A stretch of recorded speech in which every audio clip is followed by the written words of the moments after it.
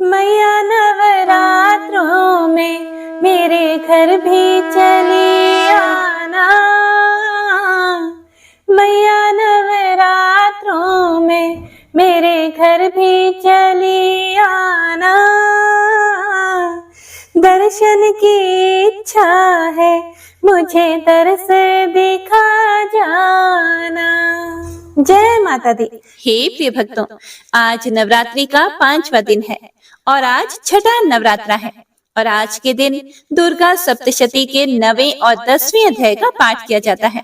तो आइए माँ भगवती का अपने मन में ध्यान करते हुए पूरे भक्ति भाव से आज के पाठ का रसपान करते हैं। श्री दुर्गा सप्तशती के पाठ से पहले श्री दुर्गा कवच, अर्गला और कीलक का पाठ किया जाता है।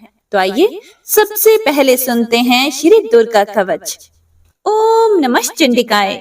मार्कंडे जी कहते हैं, हे पितामह, हे ब्रह्मा जी, जो इस संसार में परम गोपनीय तथा मनुष्यों की सब प्रकार से रक्षा करने वाला है और हमें अधर्म से बचाता है, और साथ ही जो अब तक आपने दूसरे किसी के सामने प्रकट नहीं किया हो, ऐसा कोई साधन हमें बताइए।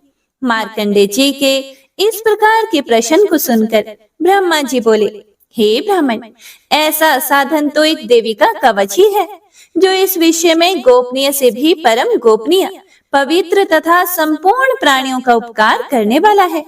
हे महामुने, उसे श्रवण करो, इसी से आपका उद्धार होगा। देवी की 9 मूर्तियां हैं, जिन्हें नव दुर्गा कहते हैं। उनके अलग अलग नाम बताए जाते हैं।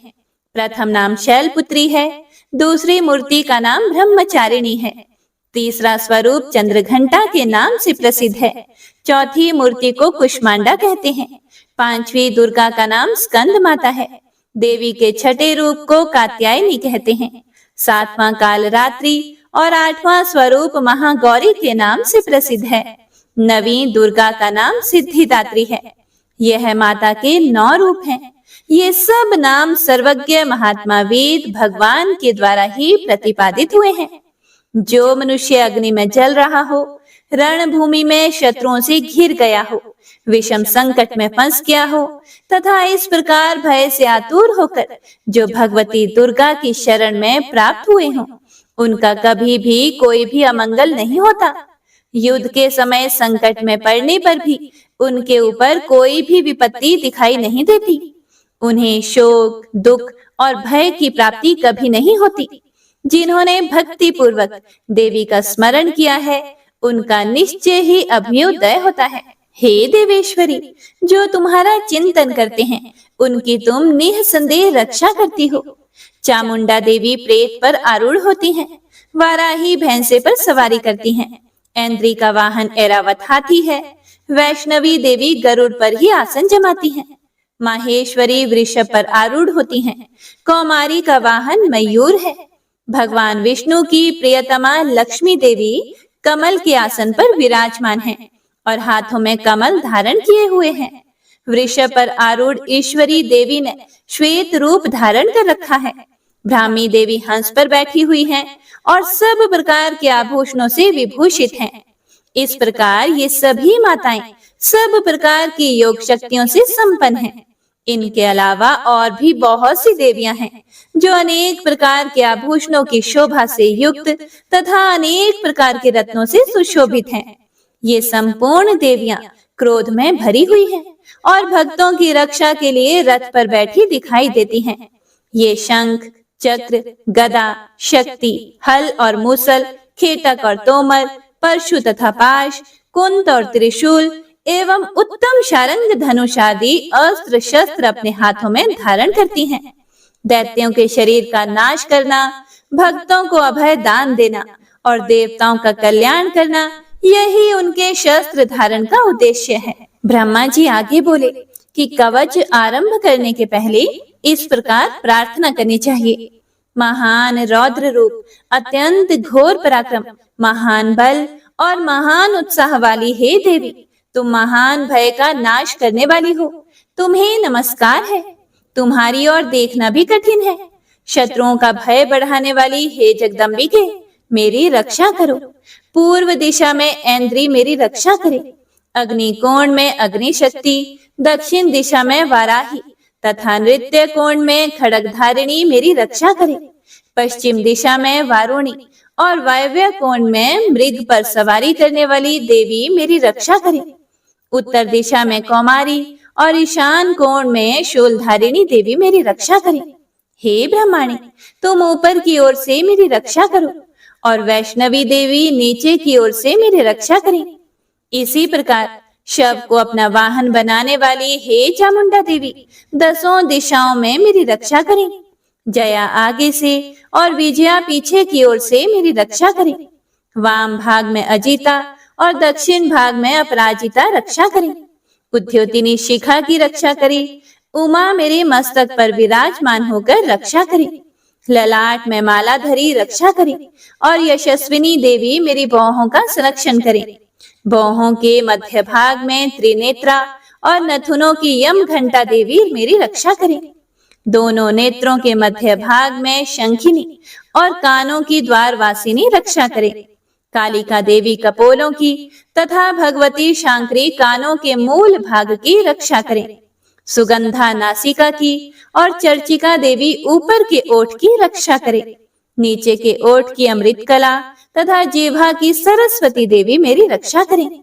कौमारी दांतों की और चंडिका कंठ प्रदेश की रक्षा करे। चित्र घंटा गले की घाटी की और महामाया तालू में रहकर रक्षा करे। कामाक्षी ठोडी की और सर्वमंगला मेरी वाणी की रक्षा करे। भद्रकाली ग्रीवा की और धनुर्धरी मेरुदंड की रक्षा करे। कंठ के बाहरी भाग की नील ग्रीवा और कंठ की नली की नल कुबरी रक्षा करे। दोनों कंधों की खंगिनी और मेरी दोनों भुजाओं की वज्रधारिणी देवी रक्षा करे। मेरे दोनों हाथों की दंडिनी और अंगुलियों की अंबिका रक्षा करे। शूलेश्वरी नखों की रक्षा करे। कुलेश्वरी कुक्षी अर्थात पेट की रक्षा करे। महादेवी दोनों स्तनों की और शोक विनाशिनी देवी मेरे मन की रक्षा करे। ललिता देवी हृदय की और शूलधारिणी उदर की रक्षा करे। नाभि की कामिनी और गुह्य भाग की गुह्येश्वरी रक्षा करे। पूतना और कामिका लिंग की और महेश वाहिनी गुदा की रक्षा करे। भगवती कटी भाग की और विंध्यवासिनी मेरे घुटनों की रक्षा करे। संपूर्ण कामनाओं को देने वाली महाबला देवी मेरी दोनों पिंडलियों की रक्षा करे। नारसिंही दोनों घुटियों की और तेजसी देवी मेरे दोनों चरणों के पृष्ठ भाग की रक्षा करे। श्री देवी पैरों की उंगलियों में और तलवासिनी पैरों के तलवों की रक्षा करे। अपनी दाढ़ों के कारण भयंकर दिखाई देने वाली दशरा कराली देवी नखों की और उधर्व केशिनी देवी केशों की रक्षा करे। रोमावलियों के छिद्रों की कौबेरी और त्वचा की वागेश्वरी देवी रक्षा करे। पार्वती देवी रक्त की, मजा की, वसा, मांस, हड्डी और मेद की रक्षा करे। आंतों की काल रात्रि और पित्त की मुक्तेश्वरी रक्षा करे। मूलाधार आदि कमल कोशों की पद्मावती देवी और कफ की चूड़ामणि देवी रक्षा करे। नख के तेज की ज्वालामुखी रक्षा करे।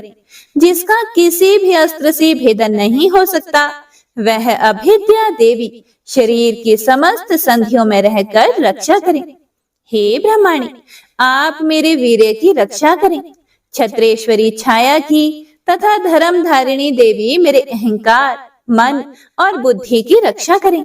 हाथ में वज्र धारण करने वाली वज्रहस्ता देवी मेरे प्राण, अपान, व्यान, उदान और समान वायु की रक्षा करें। कल्याण से शोभित होने वाली हे भगवती कल्याण शोभना मेरे प्राण की रक्षा करें।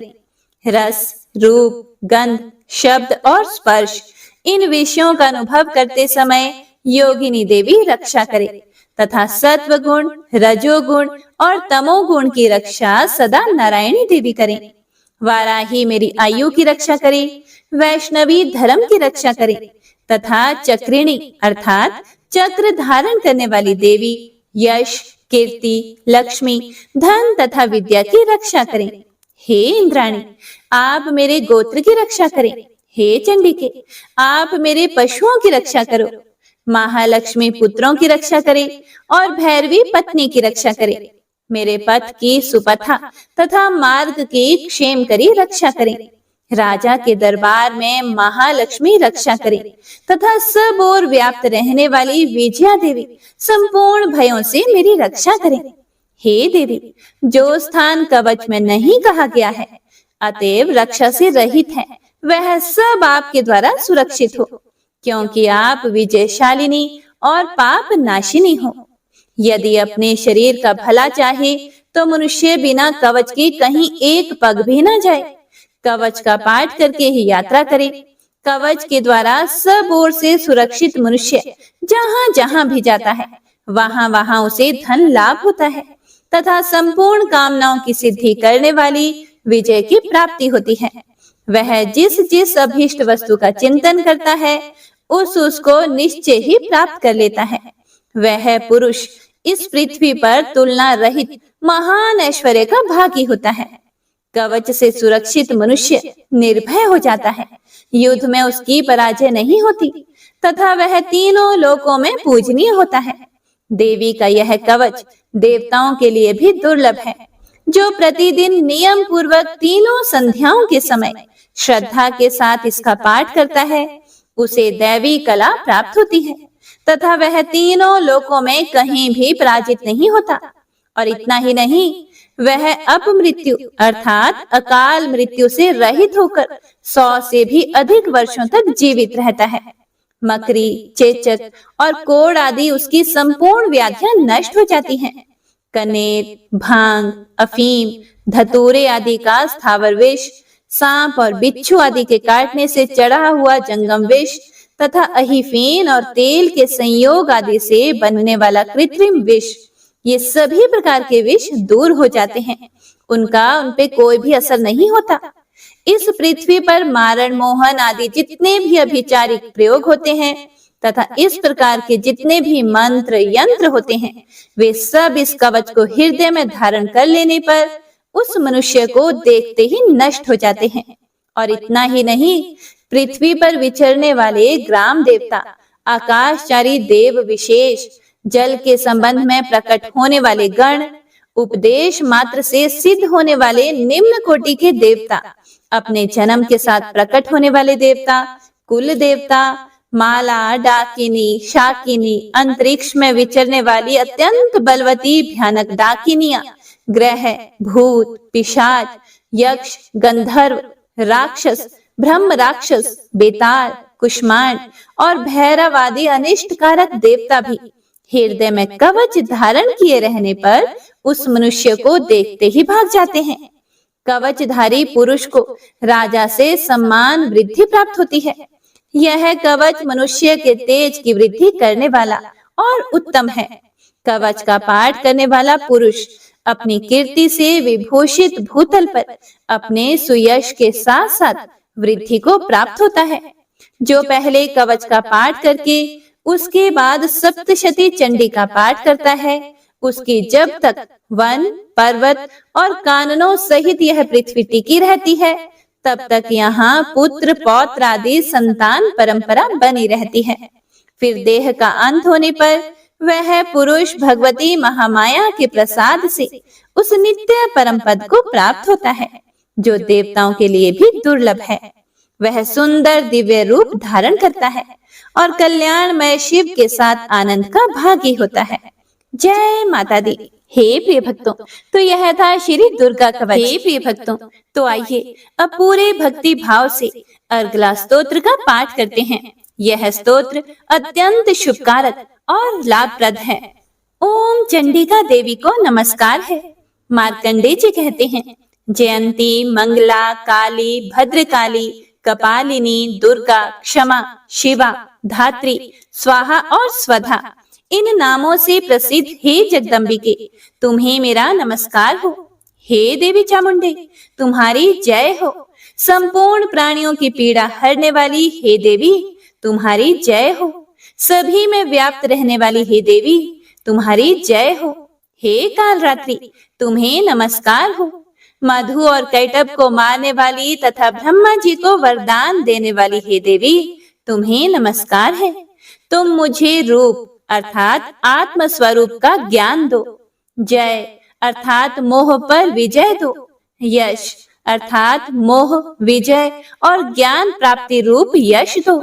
और काम, क्रोध आदि शत्रुओं का नाश करो। महिषासुर का नाश करने वाली तथा भक्तों को सुख देने वाली हे देवी, तुम्हें नमस्कार है। तुम रूप दो, जय दो, यश दो और काम, क्रोध आदि शत्रुओं का नाश करो।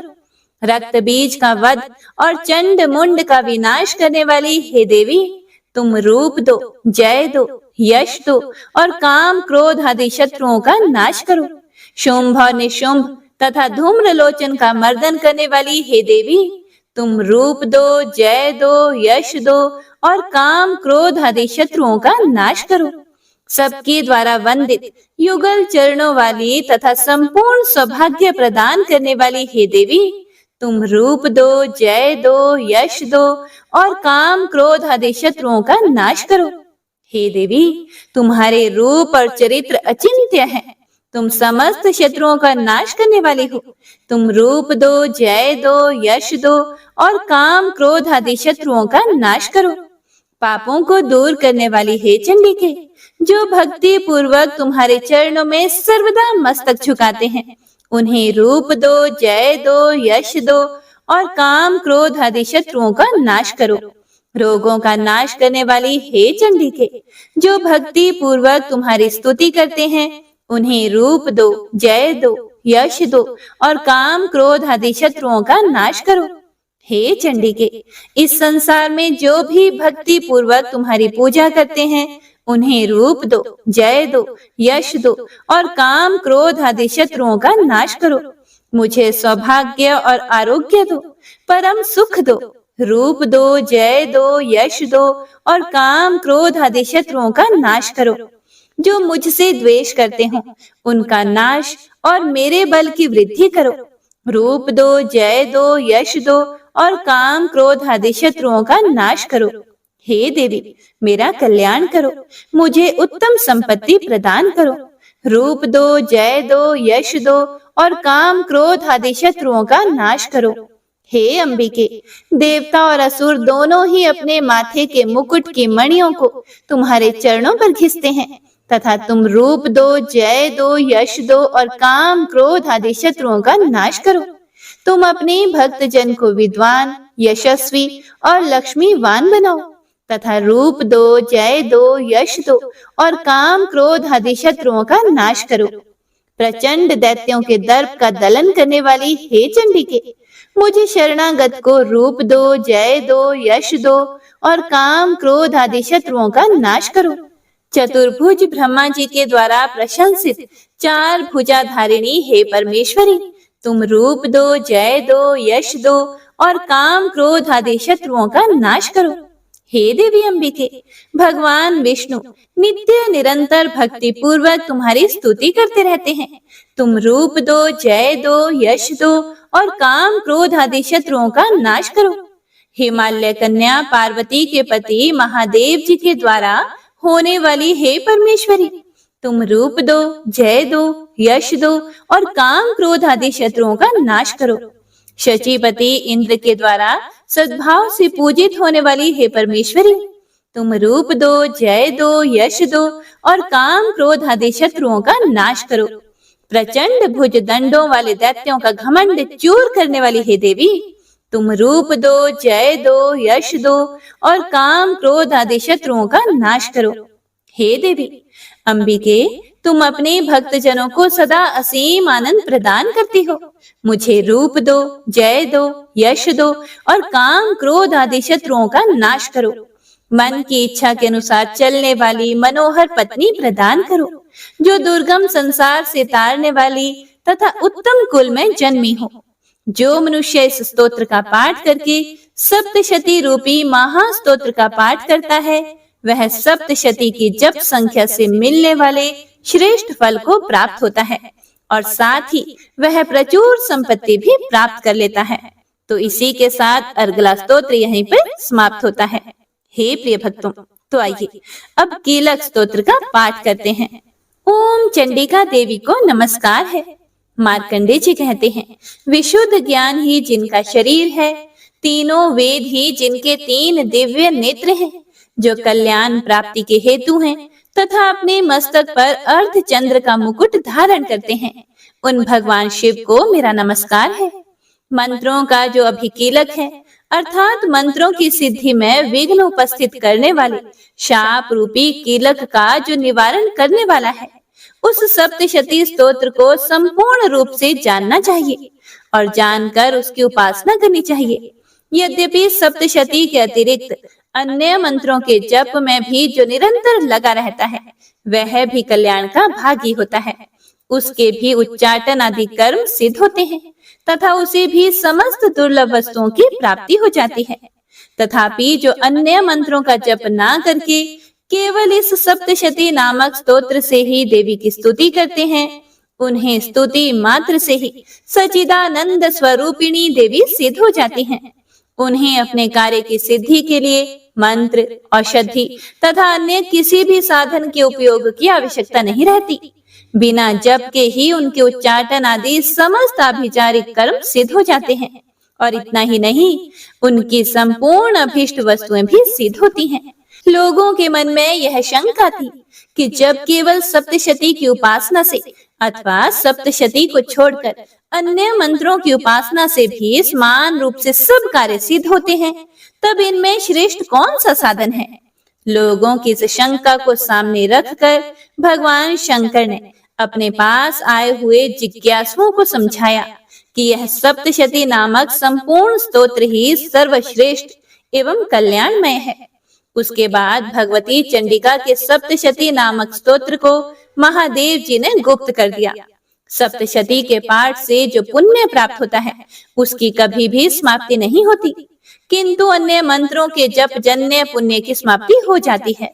इसीलिए भगवान शिव ने अन्य मंत्रों की अपेक्षा जो सप्तशती की ही श्रेष्ठता का निर्णय किया, उसे यथार्थ ही जानना चाहिए। अन्य मंत्रों का जप करने वाला पुरुष भी यदि सप्तशती के स्तोत्र और जप का अनुष्ठान कर ले, तो वह भी पूर्ण रूप से ही कल्याण का भागी होता है। इसमें तनिक भी संदेह नहीं करना चाहिए। जो साधक कृष्ण पक्ष की चतुर्दशी अथवा अष्टमी को एकाग्र चित्त होकर भगवती की सेवा में अपना सर्वस्व समर्पित कर देता है और फिर उसे प्रसाद रूप से ग्रहण करता है, उसी पर भगवती प्रसन्न होती हैं, अन्यथा उनकी प्रसन्नता नहीं प्राप्त होती। इस प्रकार सिद्धि के प्रतिबंधक रूप कीलक के द्वारा महादेव जी ने इस स्तोत्र को कीलित कर रखा है। जो पूर्वोक्त रीति से निष्कीलन करके इस सप्तशती स्तोत्र का प्रतिदिन स्पष्ट उच्चारण पूर्वक पाठ करता है, वह मनुष्य सिद्ध हो जाता है, वही देवी का पार्षद होता है और वही गंधर्व भी होता है। सर्वत्र विचरते रहने पर भी संसार में उसे कहीं भी भय नहीं होता। वह अपमृत्यु के वश में नहीं पड़ता तथा देह त्यागने के बाद वह मोक्ष को प्राप्त कर लेता है। इसीलिए कीलन को जानकर उसका परिहार करके ही सप्तशती का पाठ आरंभ करे। जो ऐसा नहीं करता उसका नाश हो जाता है। इसीलिए कीलक और निष्कीलन का ज्ञान प्राप्त करने पर ही यह स्तोत्र निर्दोष होता है और विद्वान पुरुष इस निर्दोष स्तोत्र का ही पाठ आरंभ करते हैं। स्त्रियों में जो कुछ भी सौभाग्य आदि दृष्टि गोचर होता है, वह सब देवी के प्रसाद का ही फल है। इसीलिए इस कल्याणमय स्तोत्र का सदा ही जप करना चाहिए। इस स्तोत्र का मंद स्वर से पाठ करने पर स्वल्प फल की प्राप्ति होती है और उच्च स्वर से पाठ करने पर पूर्ण फल की सिद्धि होती है। इसीलिए उच्च स्वर से ही इसका पाठ आरंभ करना चाहिए। जिनके प्रसाद से ऐश्वर्य, सौभाग्य, आरोग्य, संपत्ति, शत्रुनाश तथा परम मोक्ष की भी सिद्धि होती है, उस कल्याणमयी जगदम्बा की स्तुति मनुष्य क्यों नहीं करते। इति कीलक स्तोत्र संपूर्ण। हे प्रिय भक्तों, तो आइए मन में माँ भगवती का ध्यान करते हुए सुनते हैं श्री दुर्गा सप्तशती के 9वें अध्याय को, जिसमें निशुंभ वध का वर्णन किया गया है। ध्यानम। मैं अर्धनारीश्वर के श्री विग्रह के निरंतर शरण लेती हूँ।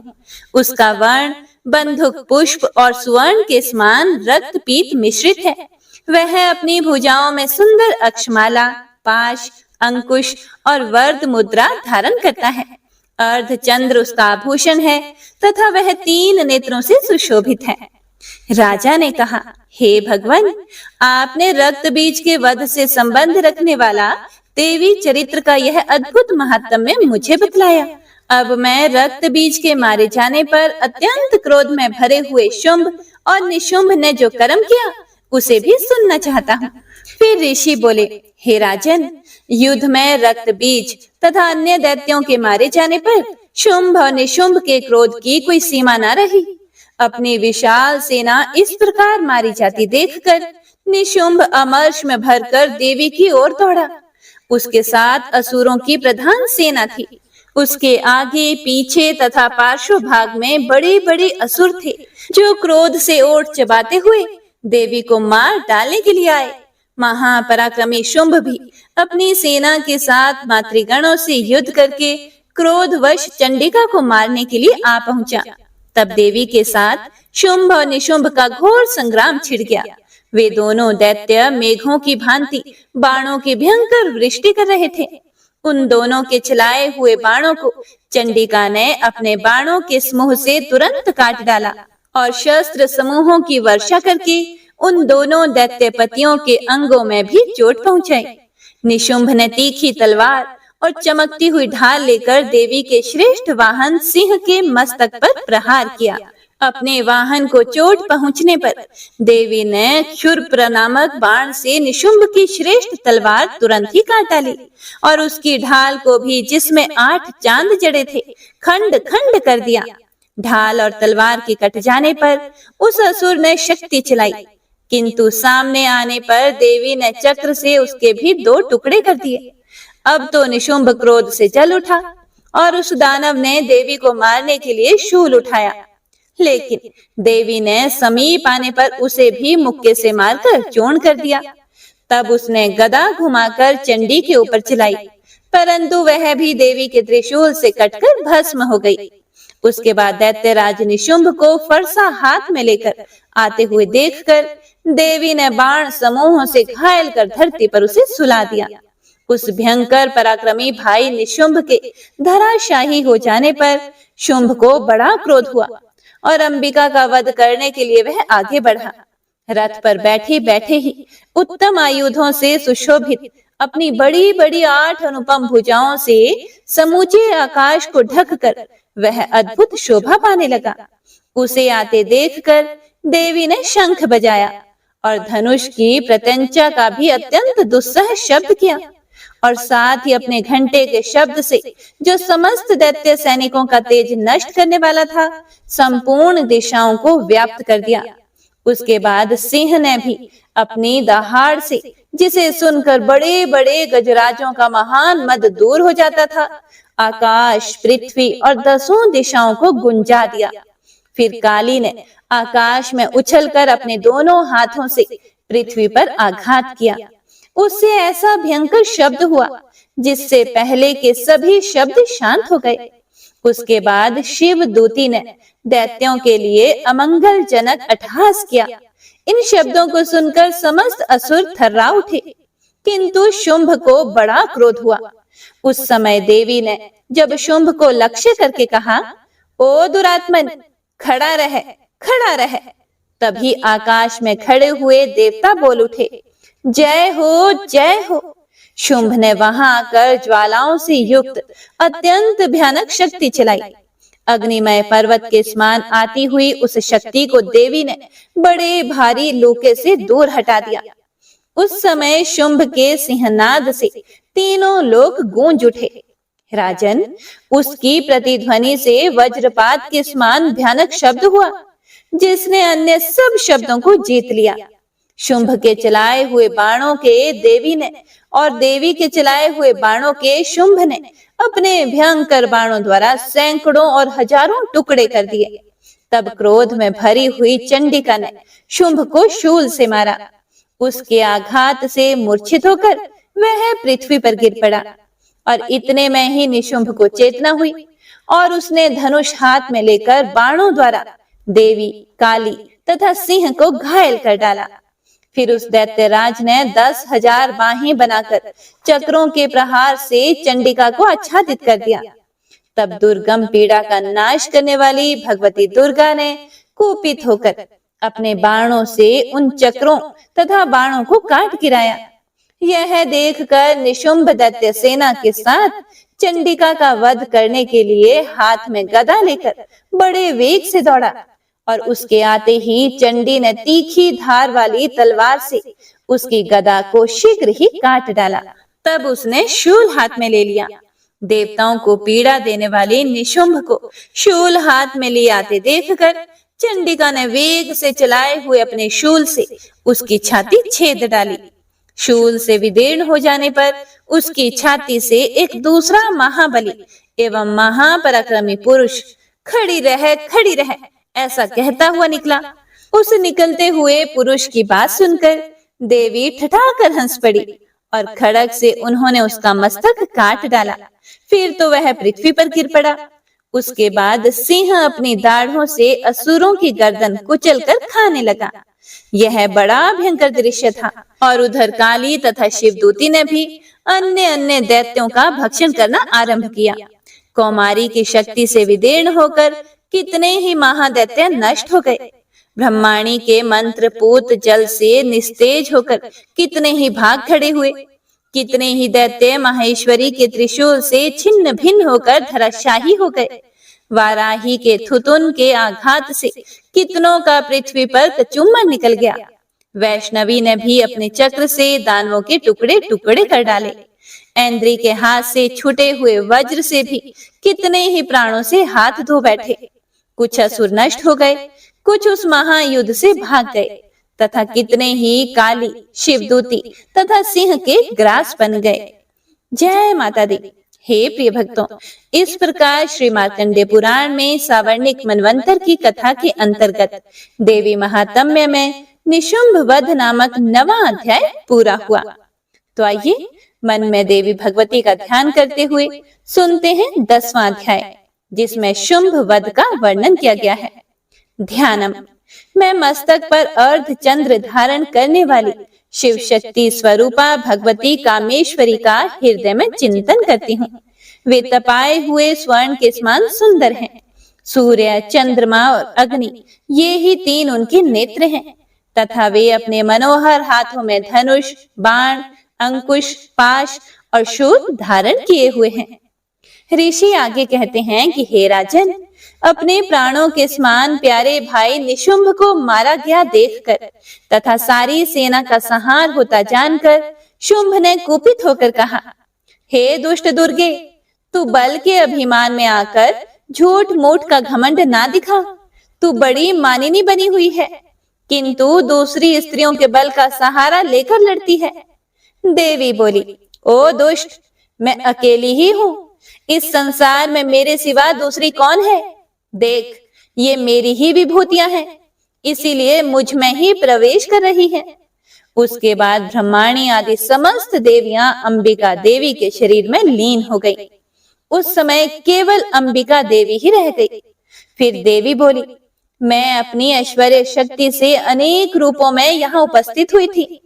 उन सब रूपों को मैंने समेट लिया। अब अकेली ही युद्ध में खड़ी हूँ। तुम भी स्थिर हो जाओ। ऋषि आगे कहते हैं, हे राजन, उसके बाद देवी और शुंभ दोनों में सब देवताओं तथा दानवों के देखते ही देखते भयंकर युद्ध छिड़ गया। बाणों की वर्षा तथा तीखे शस्त्रों एवं दारुण अस्त्रों के प्रहार के कारण उन दोनों का युद्ध सब लोगों के लिए बड़ा भयानक प्रतीत हुआ।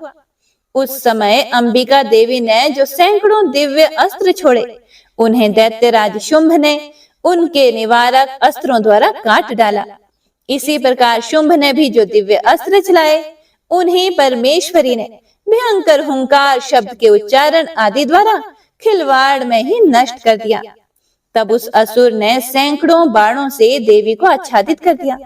यह देखकर क्रोध में भरी हुई उन देवी ने भी बाण मारकर उसका धनुष काट डाला। धनुष कट जाने पर फिर दैत्यराज ने शक्ति हाथ में ली, किंतु देवी ने चक्र से उसके हाथ की शक्ति को भी काट गिराया। उसके बाद दैत्यों के स्वामी शुंभ ने 100 चांद वाली चमकती हुई ढाल और तलवार हाथ में लेकर उस समय देवी पर धावा किया। उसके आते ही चंडिका ने अपने धनुष से छोड़े हुए तीखे बाणों द्वारा उसकी सूर्य किरणों के समान उज्जवल ढाल और तलवार को तुरंत काट दिया। फिर उस दैत्य के घोड़े और सारथी मारे गए। धनुष तो पहले ही कट चुका था। अब उसने अंबिका को मारने के लिए उद्धत होकर भयंकर मुदगर हाथ में लिया। उसे आते देखकर देवी ने अपने तीक्ष्ण बाणों से उसका मुदगर भी काट डाला। फिर भी वह असुर मुक्का तानकर बड़े वेग से देवी की ओर झपटा। उस दैत्यराज ने देवी की छाती में मुक्का मारा। तब उन देवी ने भी उसकी छाती में एक चांटा जड़ दिया। देवी का थप्पड़ खाकर दैत्यराज शुंभ पृथ्वी पर गिर पड़ा, किंतु पुनः अचानक पूर्ववत उठकर खड़ा हो गया। फिर वह उछला और देवी को ऊपर ले जाकर आकाश में खड़ा हो गया। तब चंडिका आकाश में भी बिना किसी आधार के ही शुंभ के साथ युद्ध करने लगी। उस समय दैत्य और चंडिका आकाश में एक दूसरे से लड़ने लगे। उनका वह युद्ध पहले सिद्ध और मुनियों को विस्मय में डालने वाला हुआ। फिर अंबिका ने शुंभ के साथ बहुत देर तक युद्ध करने के बाद उसे उठाकर घुमाया और पृथ्वी पर पटक दिया। पटके जाने पर पृथ्वी पर आने के बाद वह दुष्टात्मा दैत्य फिर से चंडिका का वध करने के लिए उनकी ओर बड़े वेग से दौड़ा। तब समस्त दैत्यों के राजा शुंभ को अपनी ओर आते देखकर देवी ने त्रिशूल से उसकी छाती छेद कर उसे पृथ्वी पर गिरा दिया। देवी के शूल की धार से घायल होने पर उसके प्राण पखेरु उड़ गए और वह समुद्रों, द्वीपों तथा पर्वतों सहित समूची पृथ्वी को कंपाता हुआ भूमि पर गिर पड़ा। उसके बाद उस दुरात्मा के मारे जाने पर संपूर्ण जगत प्रसन्न एवं पूर्ण स्वस्थ हो गया तथा आकाश स्वच्छ दिखाई देने लगा। पहले जो उत्पात सूचक मेघ और उल्कापात होते थे वे सब शांत हो गए तथा उस दैत्य के मारे जाने पर नदियां भी ठीक मार्ग से बहने लगी। उस समय शुंभ की मृत्यु के बाद संपूर्ण देवताओं का हृदय हर्ष से भर गया और गंधर्वगण मधुर गीत गाने लगे। दूसरे गंधर्व बाजे बजाने लगे और अप्सराएं नाचने लगी। पवित्र वायु बहने लगी। सूर्य की प्रभा उत्तम हो गई। अग्निशाला की बुझी हुई आग अपने आप प्रज्वलित हो उठी तथा संपूर्ण दिशाओं के भयंकर शब्द शांत हो गए। ओम नमः चंडिकाय। हे प्रिय भक्तों, इस प्रकार श्री मार्कंडेय पुराण में सावर्णिक मनवंतर की कथा के अंतर्गत देवी महात्म्य में शुंभ वध नामक 10वां अध्याय पूरा हुआ। क्षमा प्रार्थना। हे परमेश्वरी, मेरे द्वारा दिन रात सहस्त्रों अपराध होते रहते हैं। यह मेरा दास है, ऐसा समझकर मेरे उन अपराधों को आप कृपा पूर्वक क्षमा करो। हे परमेश्वरी, मैं आवाहन नहीं जानती, विसर्जन करना नहीं जानती तथा पूजा करने का ढंग भी नहीं जानती, मुझे क्षमा करो। हे देवी, हे सुरेश्वरी, मैंने जो मंत्रहीन, क्रियाहीन और भक्तिहीन पूजन किया है वह सब आपकी कृपा से पूर्ण हो। सैकड़ों अपराध करके भी जो तुम्हारी शरण में जाकर जगदम्ब कहकर पुकारता है उसे वह गति प्राप्त होती है जो ब्रह्मा आदि देवताओं के लिए भी सुलभ नहीं है। हे जगदम्बिके, मैं अपराधी हूँ किंतु तुम्हारी शरण में आई हूँ। इस समय दया के पात्र हूँ, तुम जैसा चाहो करो। हे देवी, हे परमेश्वरी, अज्ञान से, भूल से अथवा बुद्धि भ्रांत होने के कारण मैंने जो न्यूनता या अधिकता कर दी हो वह सब क्षमा करो और प्रसन्न हो। हे सच्चिदानंद स्वरूपा परमेश्वरी, हे जगन्माता कामेश्वरी, तुम प्रेम पूर्वक मेरी यह पूजा स्वीकार करो और मुझ पर प्रसन्न रहो। हे देवी, हे सुरेश्वरी, तुम गोपनीय से भी गोपनीय वस्तु की रक्षा करने वाली हो। मेरे निवेदन किए हुए इस जप को ग्रहण करो। तुम्हारी कृपा से मुझे सिद्धि प्राप्त हो। जय माता दी। हे प्रिय भक्तों, तो आइए अब सुनते हैं आरती। ओम जय अम्बे गौरी मैया, जय श्यामा गौरी, तुमको निश दिन ध्यावत, मैया जी को निश दिन ध्यावत, हरि ब्रह्मा शिवरी। ओम जय अम्बे गौरी, मांग सिंदूर विराजत, टीको मृग मद को, उज्ज्वल से दो नैना, चंद्रवदननी को। ओम जय अम्बे गौरी, कनक समान कलेवर रक्तांबर राजे, रक्त पुष्प गलमाला कंठन पर साजे। ओम जय अम्बे गौरी, केहरी वाहन राजत खड्ग खपर धारी, सुर नर मुनि जन सेवत तिनके दुख हारी। ओम जय अम्बे गौरी, कानन कुंडल शोभित नासाग्रे मोती, कोटिक चंद्र दिवाकर समराजत ज्योति। ओम जय अम्बे गौरी, शुंभ निशुंभ विदारे महिषासुर घाती, धूम्र विलोचन नैना निश दिन मदमाती।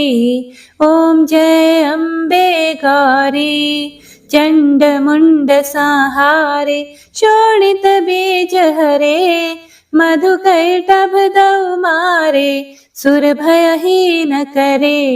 ओम जय अम्बे गौरी, ब्रह्माणी रुद्राणी तुम कमला रानी, आगम निगम बखानी तुम शिव पटरानी। ओम जय अम्बे गौरी, 64 योगिनी गावत नृत्य करत भैरो, बाजत ताल मृदंगा और बाजत डमरू। ओम जय अम्बे गौरी, तुम ही जग की माता, तुम ही हो भरता, भक्तन की दुख हरता, सुख संपत्ति करता। ओम जय अम्बे गौरी, भुजाचार अति शोभित वर मुद्राधारी, मन वांछित फल पावत सेवत नर नारी। ओम जय अम्बे गौरी, कंचन थाल विराजत अगर कपूर बाती, श्रीमाल के तुम राजत कोटि रतन ज्योति। ओम जय अम्बे गौरी, श्री अम्बे जी की आरती जो कोई नर गावे, कहत शिवानंद स्वामी सुख संपत्ति पावे। ओम जय अम्बे गौरी, ओम जय अम्बे गौरी, ओम जय अम्बे गौरी। प्रेम से बोलिए दुर्गा माता की जय। जय मां अम्बे। हे प्रिय भक्तों, तो यह था दुर्गा सप्तशती का पाठ। उम्मीद करती हूँ आप सभी भक्तों ने पूरे भक्ति भाव और प्रसन्न चित मन से इसे पूरा सुना होगा। माता रानी आपको इस कथा को सुनने का पुण्य फल प्रदान करे और माता रानी का आशीर्वाद आप सभी भक्तों पर सदा सर्वदा बना रहे।